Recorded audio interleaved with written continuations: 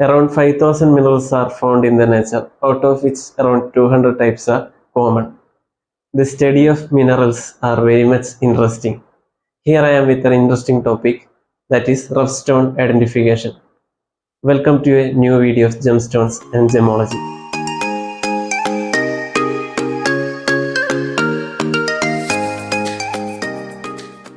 Before going into the topic, you have to learn a little bit about rough stones.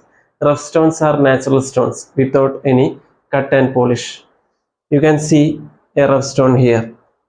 The surface will be unsmooth and unpolished. This is also an example of rough stone. So next we are going into various steps which will help you to identify the rough stone. They are visual observation, weight and heft method, hardness test, and streak test. So first we are going into the visual observation method. In visual observation, firstly you have to observe the color of the specimen. You can see the green colored rough stone here. By looking its body color, you can assume the mineral species or mineral name. But it is not a concluding step because different species will show same color or same species maybe show different colors like that. For example, in corundum species, you can see red colored specimens of ruby and multicolored sapphires like blue, yellow, green, orange, pink, etc. So by looking only the color, you cannot conclude the gemstone. So next we are going into the second step or second method, that is shape and habit. I have already said in my previous video, all crystals are crystallizing in different crystal system. Because of this internal arrangement of atoms and molecules, the crystals will show definite crystal shape and structure. By looking at crystal shape, you can conclude some minerals and rough stone specimens. You have already studied about crystal systems, 7 different types of crystal systems and all. So by studying that crystal systems and all, you can conclude the crystal or specimen. By looking its shape means you can see the habit. Habit means the outer or external structure of the mineral. You can see different habits like prismatic habit, tabular habit, acicular habit, pyramidal habit, etc. These are some examples of habits. For example, in prismatic habit, you can see stones like ruby and sapphires. This is an example of ruby crystals. Prismatic means some faces are parallel. You can see parallel faces here. That C axis length will be longer than A and B axis. So this is known as prismatic habit. Sometimes ruby crystals you can see in the tabular habit like this. This is the tabular habit. The C axis will be shorter. Like this way you can identify the rough stones.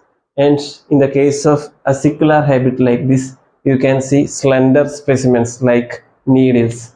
Generally, tourmaline crystals are forms in the acicular habit, and sometimes you can see pyramidal habits like this, two pyramids attached together.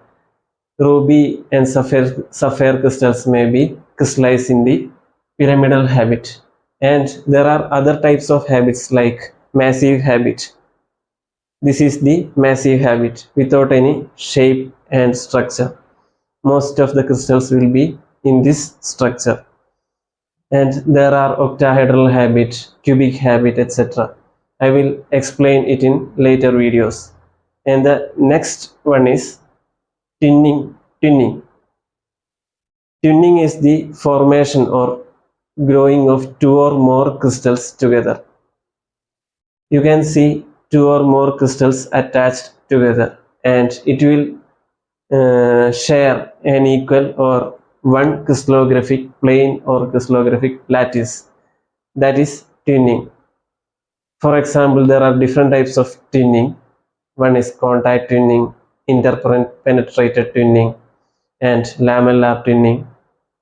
For example, in the case of ruby, you can see lamellar twinning. Lamellar twinning means that layered structure of the crystals.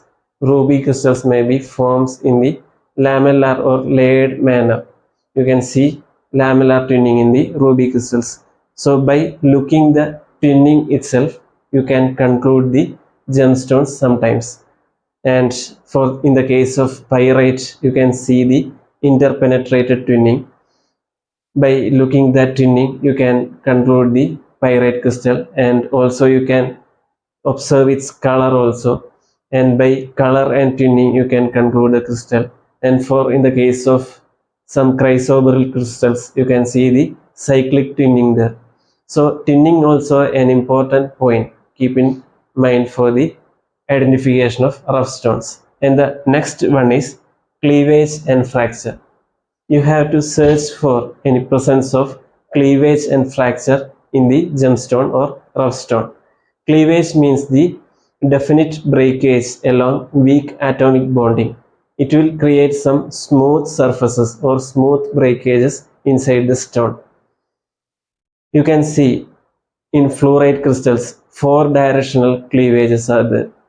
By observing specific cleavages, you can assume or detect the rough stones of some species. And you can observe some fracture in gemstone. Fracture means a breakage along other than cleavage direction. Fracture may be in an irregular manner. Mainly there are different types of fractures like conchoidal fracture, uneven fracture, etc.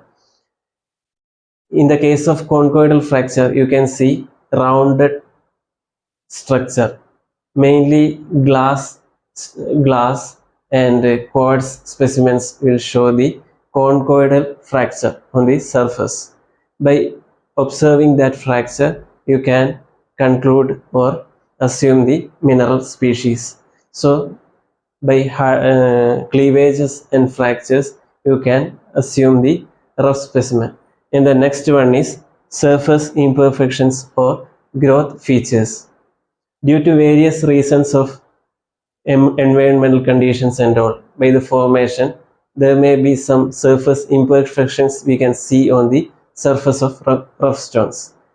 These surface imperfections or growth features may be in the form of some lines or grooves or some pits, and there may be some mounds on the surface of rough stones. For example, in the case of ruby crystals, you can see crisscross striations on the surface, and in the case of rock crystal or quartz species, you can see the horizontal striations on the surface. And for the ruby crystals, you can see trigons or growth hillocks, a triangular shaped structure on the surface of ruby. So by looking these surface imperfections, you can assume or conclude the rough gemstone and the name of the species. So these are the important points which will help you to identify the rough stone, and these points are included in the visual observation. You can see or visually observe these features and you can conclude the rough stone. And the next method is weight or heft method. This is based on the weight of the gemstone. You may know that various gemstones have different specific gravity. By calculating its weight or comparing the weight, you can assume the rough stone. For example, we can take two examples. You can take two same size of ruby or zircon crystals. Then just test it with like this. You can put the specimen from a little bit height towards your palm and you can feel the weight. Sometimes the weight may be low and maybe it is in the medium range or heavier. For in this case, when compared these two specimens of ruby and zircon, you can feel the weight of zircon may be higher because of the high specific gravity of zircon crystals. By comparing this relative weight with its size of the crystal, you can conclude the gemstones sometimes. And in the case of glass and amber stones, you can feel very low weight or low heft. So by the calculation of weight or heft method, you can easily identify some rough stone crystals. And the next one is hardness test. This is an important technique you have to carry out on various rough stones. For this test, you should have one kit that is known as hardness pencil. In that kit, you can get 7 set of pencils with one steel rod attached with different types of minerals on that. For hardness test, you have to keep in mind that Mohs scale, which starts from one number, that is talc, and end with diamond, that's hardness of diamond will be 10. You have keep in mind that hardness scale. For carrying out this test, you have to have the hardness kit. Hardness is the resistivity of minerals towards scratching. How to check hardness? You have to take the sample which you are going to test and start with the lower number hardness pencil, that is fluorite pencil. You can scratch it on the surface of the specimen. If there is any smooth area, you can scratch there and just look for any scratches produced on the surface. If there is no, then scratch with the next number, that is 5. That means apatite pencil, and observe the scratch on the surface. If there is nothing happens, then go through with the next number, that is feldspar. If any scratch produced by the 6th number pencil, then you can conclude that the hardness of the specimen will be less than 6. It may be 5 or 5.5. Like this way, you can identify the hardness of the specimen. For this test, you have to learn about the hardness or Mohs scale and different hardness of different minerals, etc. This is an important and easy step you can carry out. And keep in mind that this test is a destructive test, so you have to do it only in rough specimens. You cannot conduct it on a polished species or polished stones. And the next important identification test is the streak test. This means you have to observe the powdered form of the mineral which you are going to test. For streak test, you have one streak plate in your hand. That streak plate is a porcelain plate that will comes in black or white color. You just keep the streak plate in your hand and just scrap the specimen which you are going to test on the streak plate, and just observe the powdered form of that mineral. Then find out the minerals by looking the streak of the minerals. For example, while you are testing corundum species, you can get that white powder on the streak plate because streak of corundum is white. By observing this streak, you can find out some species. And for example, if you are carrying out test of malachite mineral, you can get green colored streak. If you are testing azurite mineral, you will get light blue colored streak. Like this way, you can find out the different minerals and rough stones. So this is the conclusion. Here we are actually deal with many different steps of identification of minerals, and in the next video I will come with different species and identification of different species of rough stones. So this is a just introduction of this identification of rough stone video. So keep watch next videos coming soon. So Till then, take care. Bye.